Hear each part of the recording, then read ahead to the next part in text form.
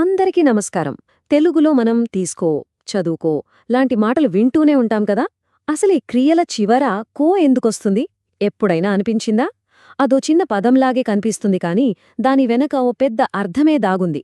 ఈరోజు ఆ అర్థమేంటో సింపుల్గా తెలుసుకుందాం. ఇంకెందుకు ఆలస్యం, మొదలుపెట్టేద్దామా? సరే, అసలు ప్రశ్న ఇదే. తెలుగులో ఇన్ని క్రియల చివర ఖో అని ఎందుకొస్తుంది? అంటే తీసుకో, చదువుకో, పడుకో ఇలా చాలా పదాల్లో. ఇది ఊరికే అలా వచ్చేస్తుందా? లేకపోతే దీని వెనక ఏదైనా గ్రామర్ రూలుందా? ఆ రూలేంటో ఇప్పుడు చూద్దాం.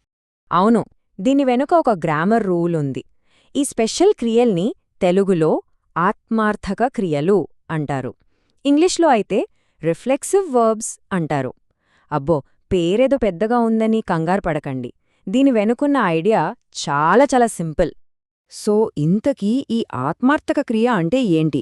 చాలా సింపుల్. ఒక పని మనకోసం మనం చేసుకున్నప్పుడు, లేదంటే ఆ పని వల్ల వచ్చే రిజల్ట్ మనకే దక్కినప్పుడు ఈ కోని వాడతాం. అంటే ఒక నార్మల్ యాక్షన్కి ఫర్ యోర్ సెల్ఫ్ అంటే నీకోసం అని ఒక పర్సనల్ టచ్ ఇవ్వడమన్నమాట. ఇది అర్థం కావడానికి ఒక చిన్న ఉదాహరణ చూద్దాం. ఇప్పుడు చూడండి, చేయి అన్నామనుకోండి, అదొక ఆర్డర్. జస్ట్ ఆ పని చేయి అని చెప్పడం. కానీ అదే చేయికి కో తగిలించి చేసుకో అనగానే మీనింగ్ కంప్లీట్గా మారిపోతుంది. ఆ పని నీకోసం నువ్వే చేసుకో అని అర్థం. చూసారా ఆ ఒక్క అక్షరం ఎంత పవర్ఫుల్లో? సో బేసిక్ పాయింట్ ఇదే. ఒక వర్బ్కి కో యాడ్ చేస్తే ఆ యాక్షన్ ఒక జనరల్ యాక్షన్ నుంచి ఒక పర్సనల్ యాక్షన్గా మారిపోతుంది. అంటే ఆ పని మనకోసం మనం చేసుకుంటున్నామని అర్థం. బస్ ఇదే మనం గుర్తుపెట్టుకోవాల్సిన మెయిన్ పాయింట్. సరే, ఈ కాన్సెప్ట్ అయితే అర్థమైంది కదా. ఇప్పుడు మనం రెగ్యులర్గా వాడే కొన్ని ముఖ్యమైన కో వర్బ్స్ ఏంటో చూద్దాం. ఈ 10 క్రియలు గనక మనకు తెలిస్తే మన తెలుగు మాటలు ఇంకాస్త న్యాచురల్గా, ఫ్లూయెంట్గా ఉంటాయి. ఒక్కసారి ఈ లిస్ట్ చూడండి. తీసుకో, నేర్చుకో, పడుకో, చదువుకో ఇవన్నీ మనం రోజు వాడేవే కదా. ఉదాహరణకి కొనుకి, కొనుక్కోకి ఉన్న తేడా చూద్దాం. కొను అంటే జస్ట్ కొనమని చెప్పడం. అదే కొనుక్కో అంటే నీకోసం నువ్వు కొనుక్కో అనే అర్థం వస్తుంది. అలాగే చూసుకో అంటే నిన్ను నువ్వు చూసుకో లేదా నీ పని నువ్వు చూసుకో అని. చూసారా, ప్రతి క్రియకి ఆ కో ఒక పర్సనల్ మీనింగ్ ఎలా ఇస్తుందో? ఓకే, ఇప్పుడు ఈ వర్బ్స్ని కొన్ని సెంటెన్స్లలో వాడితే ఎలా ఉంటుందో చూద్దాం. అప్పుడు ఈ ఐడియా ఇంకా క్లియర్గా అర్థమవుతుంది. ఫస్ట్ ఎగ్జాంపుల్, నువ్వు తెలుగు నేర్చుకో. ఇక్కడ నేర్చు అని కూడా అనొచ్చు, కాని నేర్చుకో అనడంలో ఒక ప్రత్యేకత ఉంది. అదేంటంటే తెలుగు నేర్చుకుంటే నీకే మంచిది, నీకే ఉపయోగపడుతుంది అనే ఒక సలహా, ఒక ఎంకరేజ్మెంట్ కూడా దాగుంది. ఇది జస్ట్ ఆర్డర్ కాదు, ఇది మనం అందరం వినే మాటే. బాగా చదువుకో. పెద్దవాళ్ళు పిల్లలకి ఎప్పుడూ చెప్తూ ఉంటారు. బాగా చదువు అనడానికి, బాగా చదువుకో అనడానికి చాలా తేడా ఉంది. ఆ కోలో నీ భవిష్యత్తు కోసం, నీ మంచి కోసం అని ఒక కేర్, ఒక ఆప్యాయత కనిపిస్తోంది. ఇంకో ఎగ్జాంపుల్, వెళ్ళి పడుకో. ఎందుకు పడు అనట్లేదు? ఎందుకంటే పడుకోవడం అనేది మనకోసం మనం చేసుకునే పని, మన శరీరానికి మనమిచ్చే రెస్ట్. అది వేరే వాళ్లకోసం చేసేది కాదు కదా.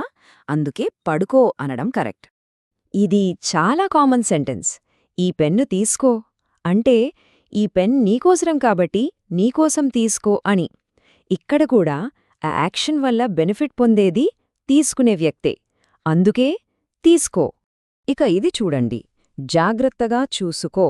మనం ఎవరికైనా బై చెప్పేటప్పుడు వాడుతుంటాం కదా. దీని లిటరల్ మీనింగ్ ఏంటంటే నిన్ను నువ్వు జాగ్రత్తగా చూసుకో అని. ఇక్కడ పనిచేసేది, ఆ పని ఫలితాన్ని పొందేది రెండూ ఒకరే. రిఫ్లెక్సివ్ వర్బ్స్కి ఇదొక పర్ఫెక్ట్ ఎగ్జాంపుల్. ఓకే, ఇప్పటిదాకా మనం చూసినవన్నీ చేసుకో, చదువుకో లాంటి కమాండ్స్ అంటే ఆజ్ఞలు. మరి వేరే వాళ్ల గురించి చెప్పినప్పుడు, అంటే నేను, ఆమె, వాళ్ళు అని చెప్పినప్పుడు, లేదా ఫ్యూచర్ టెన్స్లో చెప్పినప్పుడు ఈ కో ఎలా మారుతుంది? ఇది తెలుసుకోవడం చాలా ఇంపార్టెంట్. దీనికోసం ఒక చిన్న కానీ చాలా కీలకమైన టిప్పుంది. ఆ రూల్ ఏంటంటే చాలా సింపుల్. ఈ కోతో ఎండయ్యే వర్బ్ని మనం వేరే టెన్స్లో కానీ, వేరే పర్సన్తో కానీ వాడినప్పుడు ఆ కో కాస్త కోలాగా మారుతుంది. అంతే. కో కాస్త కూ అవుతుంది.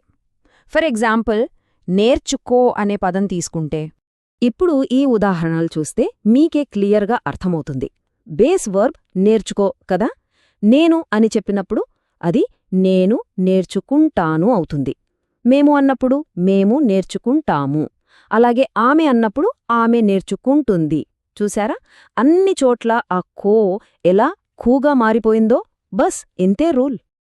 చూశారు కదా, ఒక చిన్న కో మన తెలుగు మాటలకి ఎంత లోతైన, ఎంత అందమైన అర్థాన్నిస్తుందో.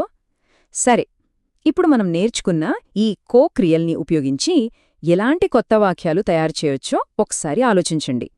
వీటిని వాడుతూ ఉంటే మన సంభాషణలు మరింత న్యాచురల్గా, ఎఫెక్టివ్గా మారతాయి.